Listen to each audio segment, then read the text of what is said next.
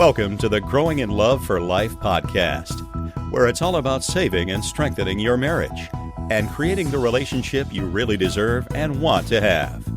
And now, from growinginloveforlife.com, relationship and marriage coach and best-selling author, your host, Liam Naden.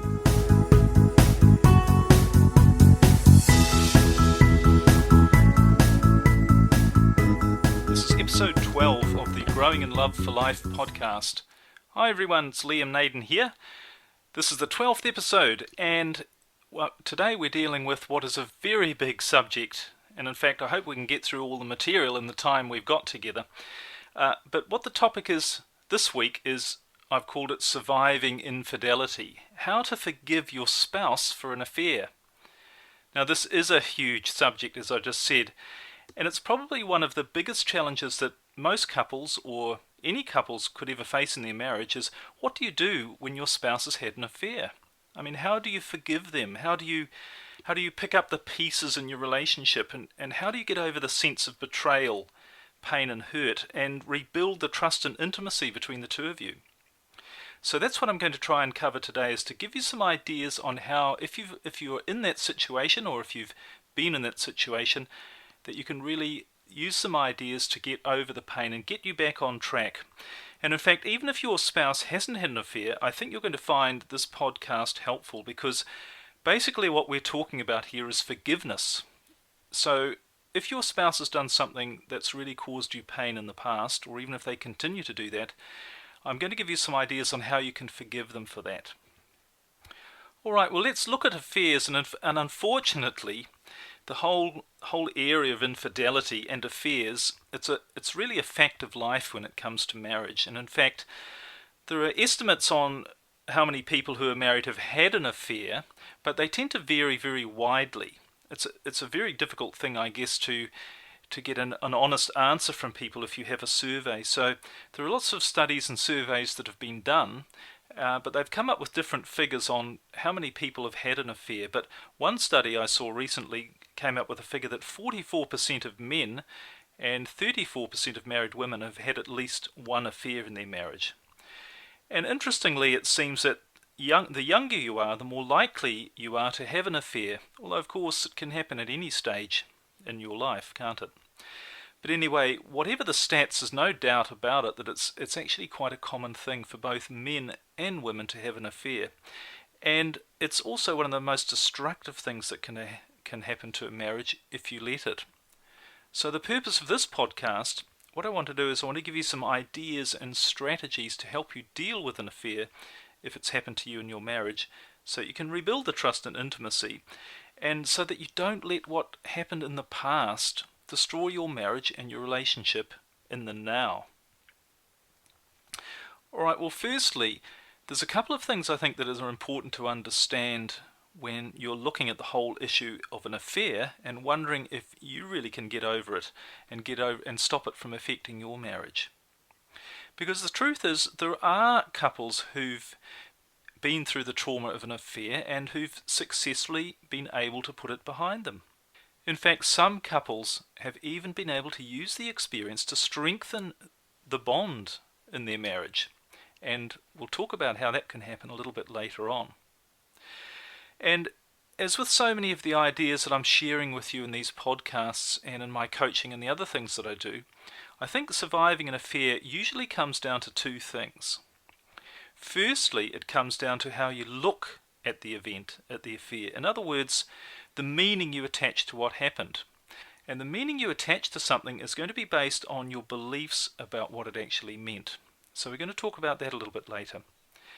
And the other thing about surviving an affair is that it comes down to understanding what is or was going on in your relationship that allowed the affair to happen in the first place. Because I think an affair is a symptom of something not right in your marriage, and I hope you'd agree with me on that one.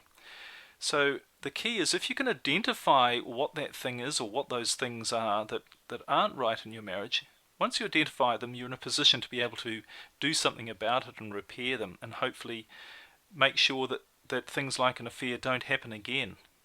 So those are two things that are very important to understand. Now, I think it's also interesting to look at what actually causes an affair. What what makes it happen? And in fact, if your spouse has had an affair, you've probably asked yourself that question a lot of times. And you've probably even asked your spouse as well, what caused this to happen? Now, you might have come up with a few reasons, but essentially I think it comes down to one thing.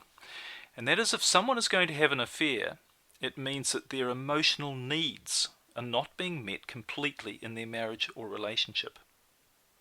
Now, when you think about it like that, you can actually see, and dare I say it, you can see a positive upside to an affair as it affects your marriage. Because what it really is, it's a way, and admittedly a painful way, to get you to look at your marriage and see where the cracks are. Perhaps if you're the victim, if you like, of an affair, or if your spouse has had an affair, perhaps you and your spouse haven't been that happy for a long time. There might be things going on that are causing, on a continual basis, either one or both of you, a lot of pain. So for a lot of couples, something as major as an affair literally forces you to do something about it. It forces you to do something different. And that's what I mean, where in a way you can look at it as a positive thing. Because surely it's better, I think, to have, if you like, a catalyst to creating change than to just carry on with an unhappy relationship or an unhappy situation, just drift along for maybe years until it either ends in divorce or you just accept that you just have an unhappy life. And I think that's far worse. That's the worst situation you can be in, is an unhappy relationship on the long term that you're not doing anything about. So now I've mentioned a few positive things that I think, or positive things that an affair can do for your relationship, but I'm not in any way negating the fact that there's no doubt that an affair creates a lot of negative things, a lot of negative feelings in a marriage. And I'm sure you've had a lot of negative feelings if it's happened to you as well. And some of the feelings you might have had are, firstly, betrayal. There's often a sense that your spouse has really betrayed your trust, and they've shared an intimacy with someone else that you thought was reserved for just the two of you. So that can create a sense of betrayal. It can also create feelings of blame. So perhaps you're feeling that you're blaming them for causing you so much pain by having their affair. But you could also be blaming yourself. And that's what a lot of people do. And they say to themselves things like, what's wrong with me that my spouse would want to have an affair with someone else? Am I not attractive anymore? Am I not attractive at all? Maybe I'm not a good lover. Maybe I don't know enough on how to make them happy. So, all of these things are ways in which you can blame yourself for it happening. And that can make you feel very unworthy as well, that you're not worthy of being loved, and basically that you're just not a good person. Of course, you can also feel anger, and this is usually a big one. You're going to be angry at them. How could you do this to me? Don't you care about me? Anger's a big one, isn't it? You also might be feeling some contempt towards them. Maybe you're actually feeling that you loathe them for being, if you like, pathetic, to go behind your back and maybe give in to the temptation of someone else. And of course, that giving into the temptation, that happens, doesn't it? Not all affairs are long-term, sort of drawn-out relationships. Some can start out maybe in just a quick moment of weakness, and even the person who's having the affair, they might even sometimes continue with the affair, even if they're not feeling good about it. That can happen as well. So there's some of the negative emotions that you might be feeling or have felt through your spouse having had an affair. But unfortunately, I'm sure that you would have already discovered that none of these emotions are actually going to do anything to help the situation. They're not, feeling this way, while understandable perhaps, it's not helping, is it? They're not going to have much of a positive effect either on your spouse or on your relationship. In fact, often what happens when people are feeling all of these negative emotions is that the other person even starts to resent the person. And of course, as I've said so many times before, whatever you focus on and whatever you put something into, you're going to get more of. So if you focus on the negative, you're going to get more negativity. Now, of course, I'm not saying here that you shouldn't acknowledge that the affair has damaged your marriage, or to ignore that it happened, or to sweep things under the carpet and try and ignore your feelings. But there are some positive things that you can do that are actually much more effective and productive in removing the pain of a past affair, and that's what we're going to get to shortly. Because that's what you want, isn't it? You don't want to feel bad. And often what happens is we feel bad, but we don't know, firstly, why we're feeling bad specifically, and secondly, we don't know how to change it. So that's what we're going to go through. Alright, so now let's look at what you can do to remove the pain and the hurt and actually get to a stage where you can forgive your spouse for having an affair, which is what this is all about. And what I've created in this podcast is a 7-step process. And what this process does is it's designed to help you to get from where you are now, which is probably feeling at least some, if not all, of the feelings I've already mentioned. So it takes you from a place of not feeling good and feeling unhappy and in a damaged relationship to take you from there to where you really want to be, which is back in a happy relationship that's built on trust and intimacy and love. And it's probably the trust and intimacy that are things that are most missing from your relationship at the moment, I would hazard a guess. But they're the things that you want back, aren't they? They're the things that you probably used to have and that make a relationship great. And in fact, you just can't have a great relationship without them. You can't have a wonderful, loving relationship without trust and intimacy. So before we get into these 7 steps, just a few things to tell you about. And firstly, the good news is that most of them are about you and not about your spouse. And as I said, this is good news because you are actually the one person that you have complete and total control over. So that you know that if you're focusing on yourself, you can actually create the outcome that you want. So you're not relying on anyone else, you're not, for instance, your spouse, to create the outcome for you. So that's what you're going to find in these 7 steps, that they're all things that you can do that can take you to give you the outcome that you want to have. Now the other thing is, before we get into this, I'm assuming that your spouse is actually genuinely sorry for the affair, or that they've told you they're sorry. So presumably they've told you about it, or maybe you found out about it from some other person or in some other way, but it's ended, and your pain is really caused by not knowing how or not being able to move on and remove the pain and hurt that you're feeling.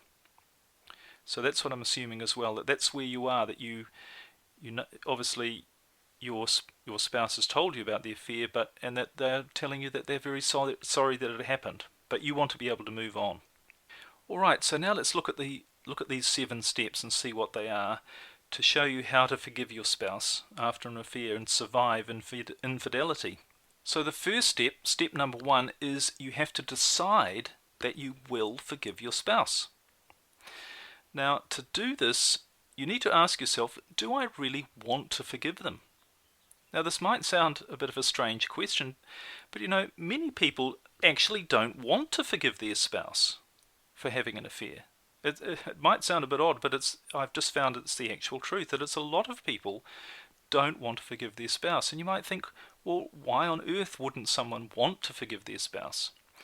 Well, actually, it really comes down to this emotional needs thing again. And at the end of the day, if somebody doesn't want to forgive their spouse, it's because there's actually more emotional benefit to them for not forgiving their spouse than there is if they were to forgive their spouse. Now, I'll give you some examples of what this means. Some of the emotional benefits you might have from not forgiving your spouse are, the first one is, by not forgiving them, you're actually able to keep control in the relationship.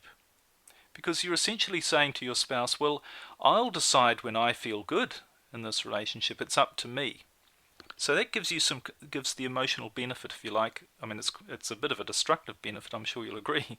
But some people do that because it gives them a sense of being in control of the relationship and determining when they feel good. The second emotional benefit is it enables someone to continue to punish their spouse.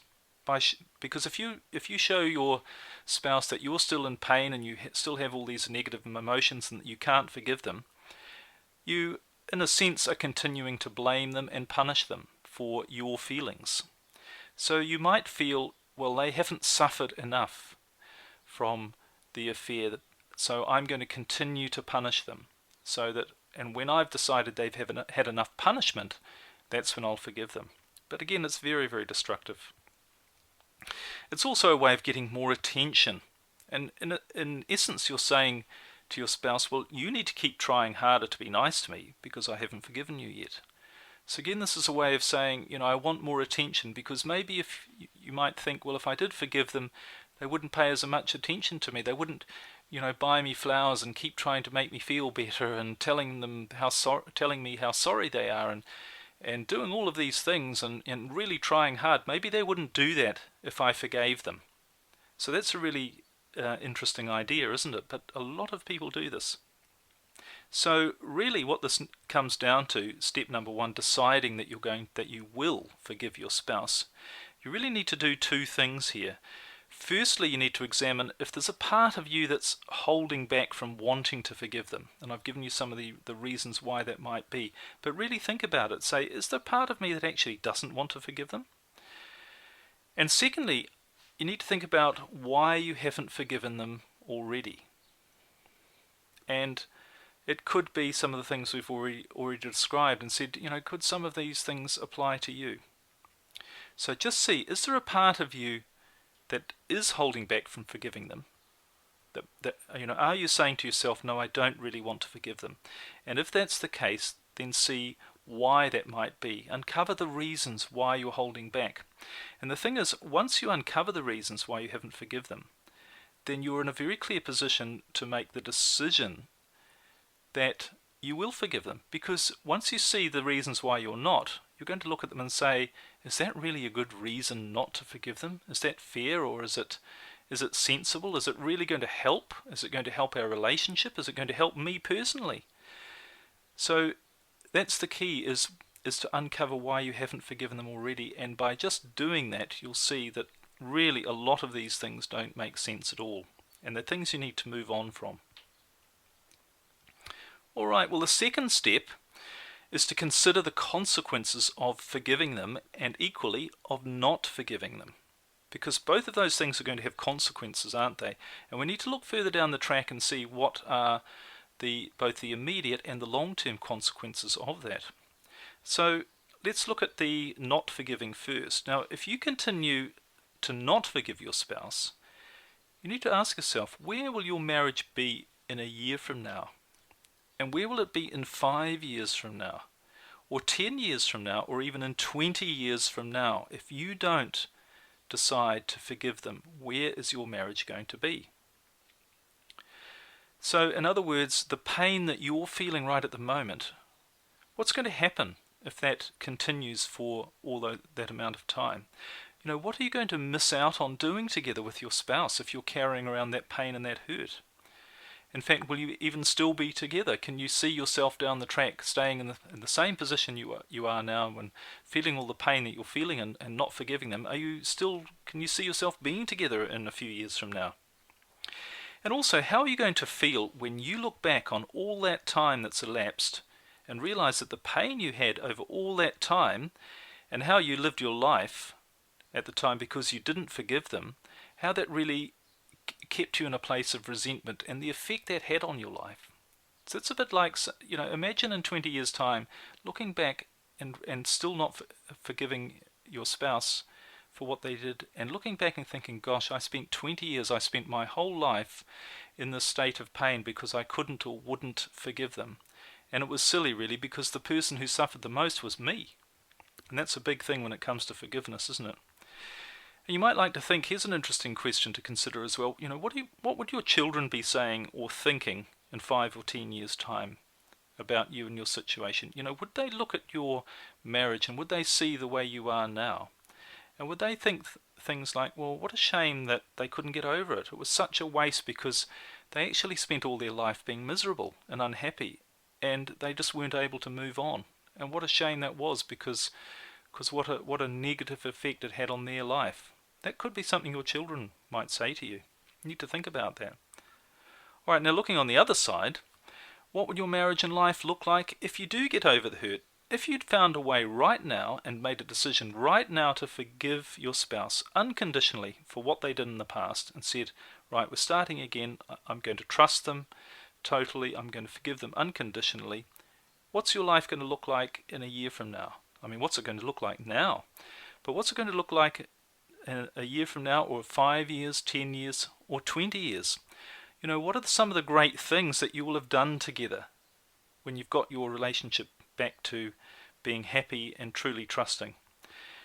And, you know, what fun and enjoyment will you have got out of life by having that attitude and having created that fantastic relationship that you want to have, that has no hurt or pain, that's built on complete trust and intimacy? And what will your children be saying if you manage to forgive your spouse? Perhaps they'd be saying things like, wow, wasn't it great that mum or dad was able to get over that pain and over what happened, and so they could be happy together again. That's something I really admire. So these are all things you need to think through, because when you really start to see and look at the consequences of forgiving and not forgiving and the effect that it has on your life, it's going to help you to realize how important forgiveness is, and it's going to make you give you greater resolve to forgive. Because it's not just for the sake of your marriage or your spouse that you want to forgive, and I'm sure you're starting to see this. It's not just for their sake, it's for your sake as well. So that's the second step, which is to really think deeply about the consequences of forgiving and not forgiving. Alright, well, step number 3 is to uncover the reasons for your hurt and resolve them. Now, in an earlier step we talked about the feelings you had, but you need to think, what specifically about what happened is causing me to feel hurt? What thoughts am I having? What's going on in my head whenever I think of what happened? What are the thoughts that come to my mind? And what it basically is that when you feel anything, positive or negative, whenever you feel anything emotional, what it is it's about that you have attached some meaning to what's happened.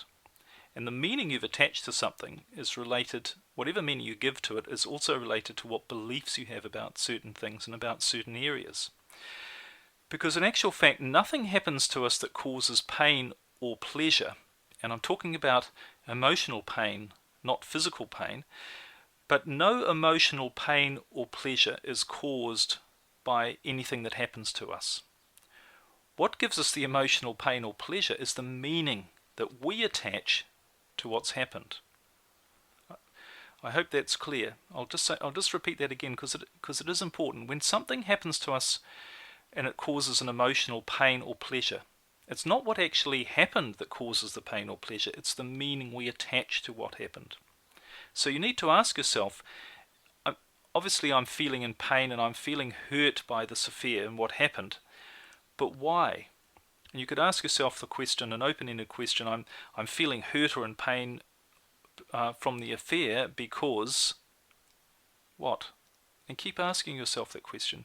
Is it because, well, he shouldn't have behaved that way, or women are, husband and wife are only supposed to be faithful with each other, or they're a rotten person, or I'm feeling hurt because it makes me feel like I'm unattractive, or I'm feeling hurt because it makes me feel that they don't love me anymore, or I'm feeling hurt because it makes me feel that they were with somebody else and they shared some intimacy with somebody else that I thought they'd only share with me.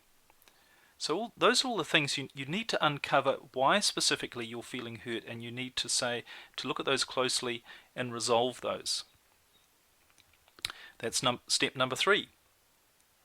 Now step number 4 is to see your spouse as human. Now what do we mean by that? Well, obviously we're all human, but it's very easy to forget that we're all human, and one of the things about being human is that we make mistakes. And sometimes we expect that we can make mistakes, but nobody else can, and particularly our spouse. But obviously, you make mistakes, your spouse makes mistakes, and they've obviously made a mistake in this particular instance, haven't they, in terms of having an affair. So there's 2 important things to remember about mistakes. Firstly, the whole thing about mistakes is they're not usually intentional.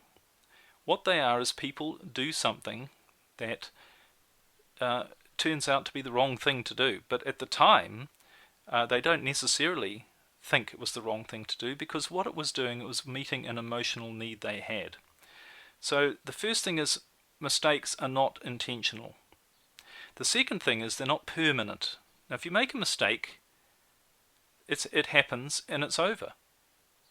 They don't go on forever. And once you realize you've made a mistake, then you can acknowledge you've made a mistake, and you can move on and change. And that's presumably what's happened with your spouse over an affair. They obviously have made a mistake, and they've told you that they've made a mistake. So that's the things about mistakes. We're all human. You've got to acknowledge that your spouse is human as well. And the more you can see what mistakes truly are, that they're not intentional and they're not permanent, then you can see them in a bit more of a bit more context, if you like, that they don't need to be fatal and they don't need to affect you for the rest of your life, unless you, of course, want to allow them to. And that's what these steps are all about, helping you to try and change. So step number 5 is, in this step, what you've got to do is you've got to uncover the real reasons why the affair actually happened.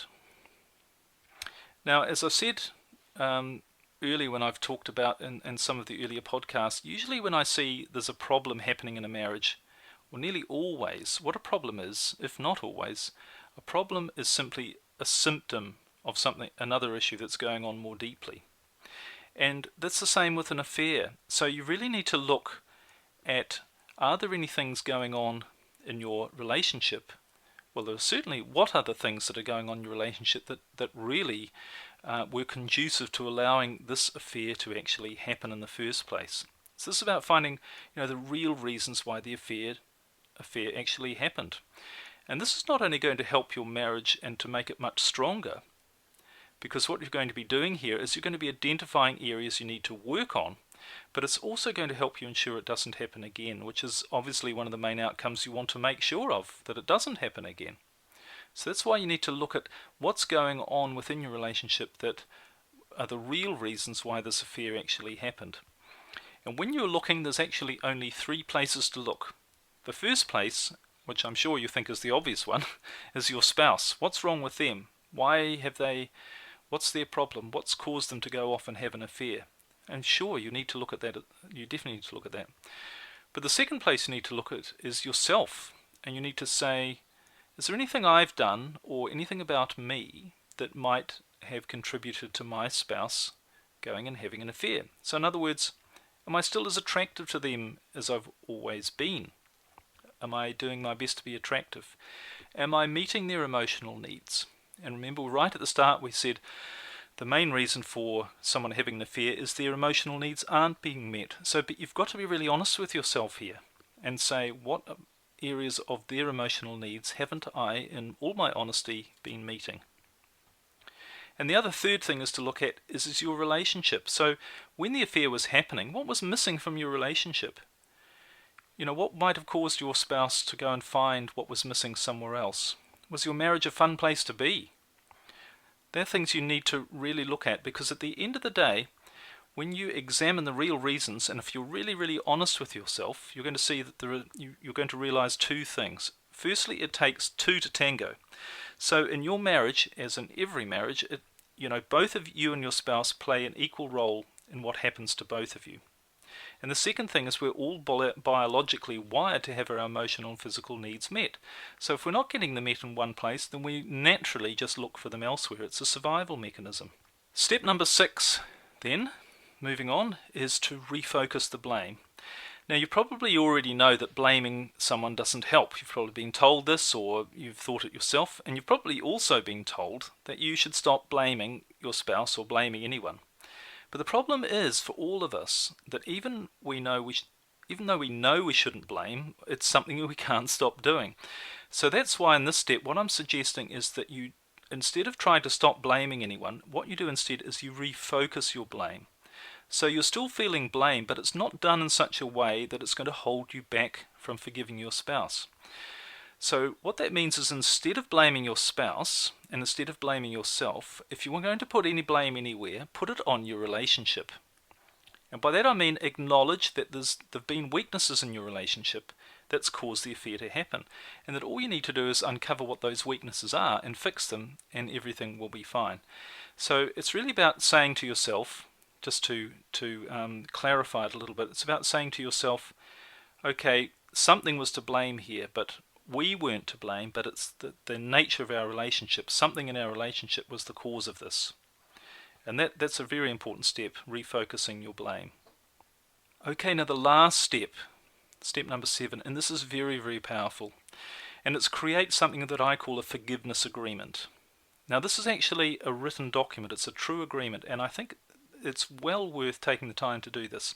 It's something that you and your spouse sit down together and you create together. So it should be in writing, it should be a document, and it's something you're both going to agree that, and you're going to agree to hold each other accountable to it, obviously without blaming each other for making mistakes, but it's something you create together. So in this forgiveness agreement, this is what you're going to have in it. Firstly, you're going to have an acknowledgement. You're going to acknowledge that you both had a role in what happened. Remember, this is not blaming each other, this is just an acknowledgement. And you're also going to acknowledge that there are elements of your relationship that you need to work on together that were factors that contributed to this happening. Alright, the first thing is acknowledgement. And the second thing is commitment. And that's to say, we're committed to working together on the elements, so we're going to identify what the elements are that need work in our relationship, and we're going to commit to working together on those elements so that we can improve those. And the key things to have in this agreement are two things. Firstly, an agreement that you will take equal responsibility for everything that happens in your marriage and in your life. So there's not going to be any blame. You're both going to work together and you're going to take equal responsibility. And the second thing you need to agree to is that you're going to have total honesty at all times. Now this is a big thing, and I'll talk about honesty in a later podcast, but really you've got to come to a place where no matter what the apparent consequences of being honest, or even if you make a mistake, that you are going to be honest with each other. It's a bit of a hurdle to get over to a place of total honesty, but you need to commit to doing that. So that's what step number 7 is. It's creating what I call a forgiveness agreement. And I think if you can get to that stage, you're going to find it a very powerful thing. So that's what these 7 steps are, and they're really about helping you identify the causes of why you've been unable to forgive your spouse, and removing the blame away from them, and really looking at what happened as an opportunity to work on your marriage, to work on your relationship, and turn it into something even better than it was before. So the whole thing about forgiveness and these 7 steps, I'm sure you'd agree, they do require a bit of thought. And they're going to require you to probably give it quite a bit of thought. But if you can commit to doing that, then you really can get over, you can really heal yourself for those feelings of pain and hurt, and get things back on track to what's all that matters, which is having a fantastic marriage. So I really urge you to try them. You can apply them actually to any sort of hurt, not just an affair, but I think you'll find them quite powerful. So I hope you found this helpful. We've unfortunately run out of time, but if you're struggling with any problems in your marriage, I really encourage you to get my free report, which is called The 5 Keys to Saving Your Marriage Now. It's going to give you some good ideas there to overcome hurt and pain as well. And you can get that at my website, growinginloveforlife.com. And if you've got any comments or questions, feel free to give me send me an email, drop me a line at Liam, L-I-A-M, at growinginloveforlife.com. So that's all we've got time for this week. Thank you for joining me. I hope you found this information valuable, and I hope you'll apply some of this if you're in that situation of feeling pain and hurt, and you can't find a way to forgive your spouse for what's happened in the past. So I look forward to talking to you next time. Bye for now.